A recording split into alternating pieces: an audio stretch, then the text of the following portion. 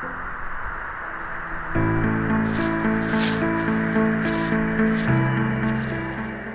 the blizzard started, the temperature dropped to minus 13 degrees Fahrenheit, and my visibility reduced to 6 feet.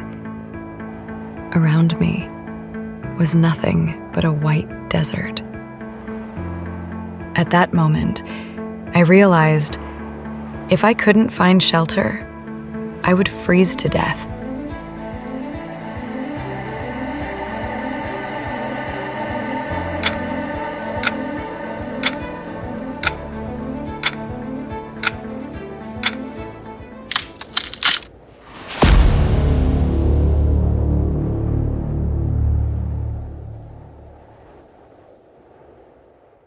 Hello, everyone.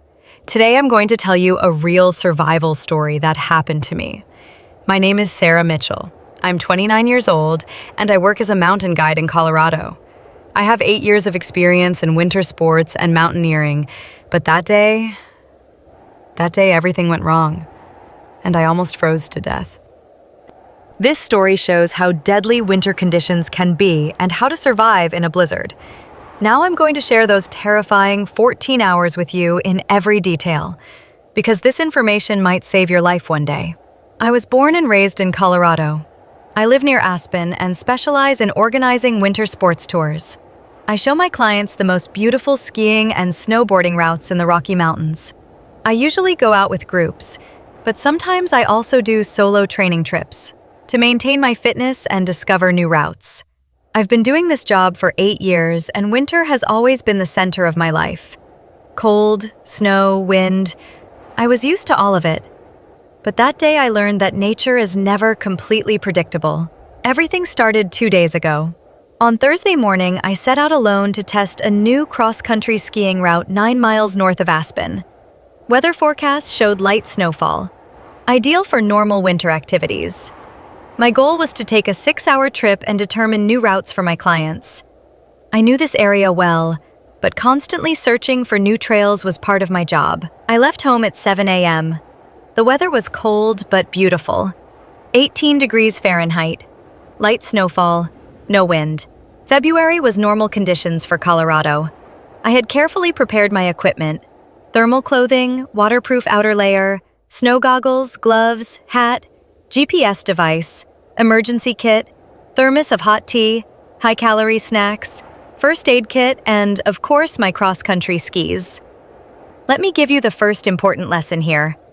Layered clothing is vital in winter activities.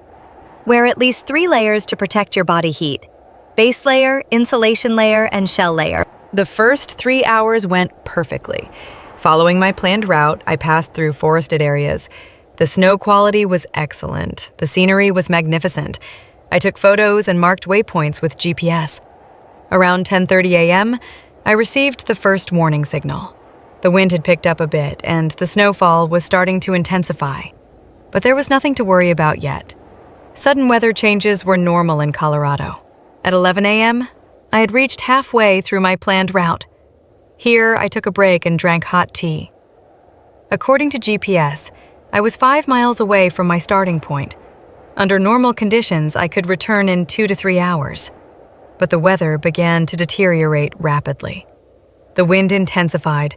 The snowfall became so heavy that my visibility dropped to 65 feet.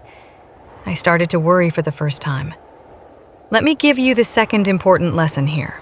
Weather changes happen very quickly in the mountains. When you see the first warning signals, immediately make a plan to turn back. I immediately decided to go back, but at that point, I noticed a problem with my GPS. Due to the cold weather, the battery was draining rapidly. Battery level had dropped to 30%. I put the GPS in power-saving mode and started following the shortest route. But the blizzard had now reached serious proportions.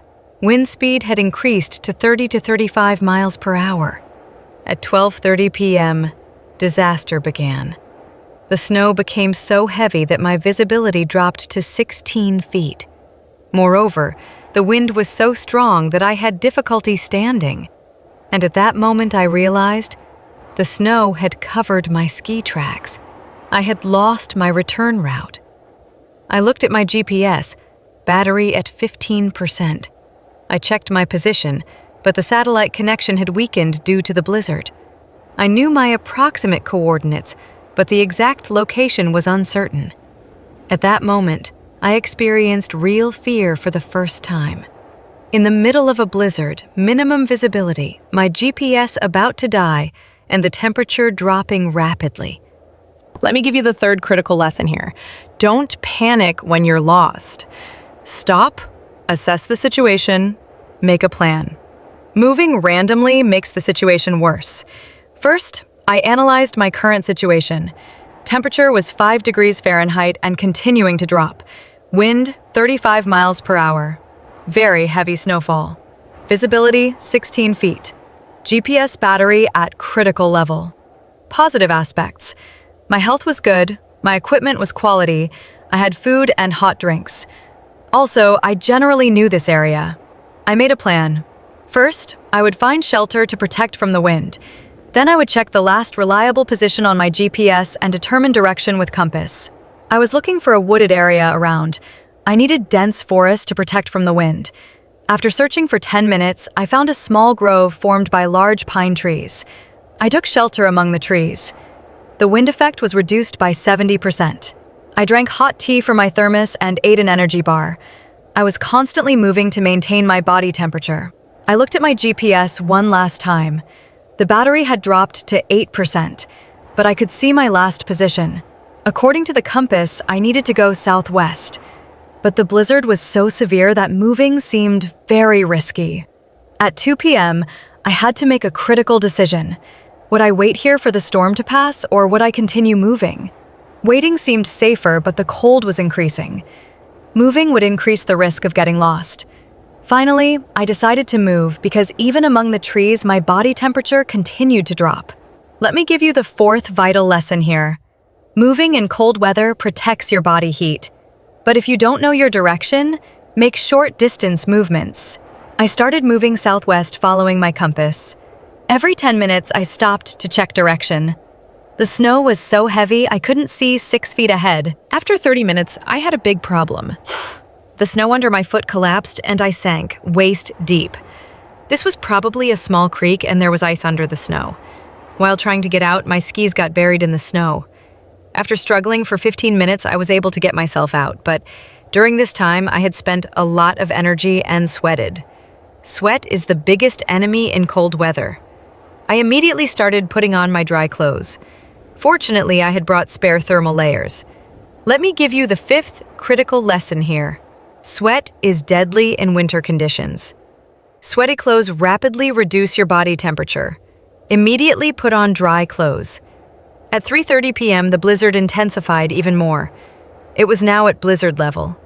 The temperature had dropped to -4 degrees Fahrenheit and the wind exceeded 40 miles per hour. Moving in these conditions was impossible. I needed to make emergency shelter. I started looking for a denser wooded area around.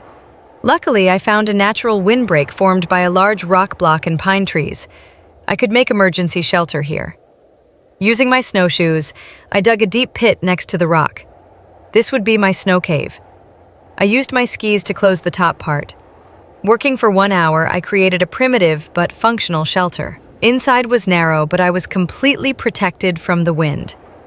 My body heat started warming the shelter. I spent 6 hours in this shelter. Outside, the storm continued with full intensity. Every hour I went out to check the situation, but visibility was still near zero. Throughout the night, I did exercises constantly to avoid freezing. Isometric movements, stretching, push-ups. I had to keep my body temperature active. I divided my hot tea in the thermos into 4 hours. I took a small sip every hour. I also rationed my energy bars. Around midnight, the storm slowed down a bit. Wind speed dropped to 25 miles per hour and snowfall decreased. Visibility increased to 33 feet. I decided to take advantage of this opportunity. My GPS was completely dead, but I had my compass. I confirmed north by looking at the stars and determined the southwest direction. I left my shelter and started moving. This was my last chance now. My body temperature would continue to drop and I could go into hypothermia while waiting for morning. I walked in the snow for 2 hours. My feet were starting to freeze, but I couldn't stop. Every 20 minutes, I took a break and moved my fingertips. At 6 a.m. in the morning, a miracle happened. The snow completely stopped, the wind died down, and visibility increased to 330 feet. And in the distance, I saw light. It was a cabin. Smoke was coming from its chimney, so someone was inside. With my last energy, I ran in that direction. When I knocked on the door, an old man opened it. "My God, who are you? You're freezing," he said. "I got lost in the blizzard. Please help," I said. The man immediately took me inside. He sat me by the warm fire, gave me hot soup. My hands and feet were so frozen I couldn't feel them. "Have you been outside for 14 hours?" he asked. "How did you survive?" I told him my whole story. My shelter construction, movement strategy, techniques to avoid hypothermia. At 9 a.m., he notified the rescue team in Aspen. A helicopter came and did a checkup. There was mild frostbite on my fingertips, but no permanent damage. That cabin was only 2 miles away from my starting point. For 14 hours, I had drawn a big circle and finally came almost exactly next to the route I had originally planned. The techniques I shared with you kept me alive. Layered clothing. Base, insulation, and shell layers protect your body heat. Emergency shelter. Quickly build shelter to protect from snow and wind. Movement strategy. Move to avoid freezing but not randomly. Planned. Sweat control. Sweaty clothes are deadly. Change immediately. Resource management. Ration your food and drinks. Compass navigation. When you lose GPS, compass saves lives. This experience taught me, winter conditions never forgive. 1 minute normal trip, the next minute survival struggle. But with the right techniques, quality equipment, and mental strength, you can overcome even the worst situations. Most importantly, respect the mountains. Follow weather forecasts, but always be prepared for worst-case scenarios. Thank you so much for listening to me. If this story taught you something, please don't forget to like and subscribe to the channel. You can share your own winter sports experiences in the comments. See you in the next video with a new survival story. Take care of yourselves.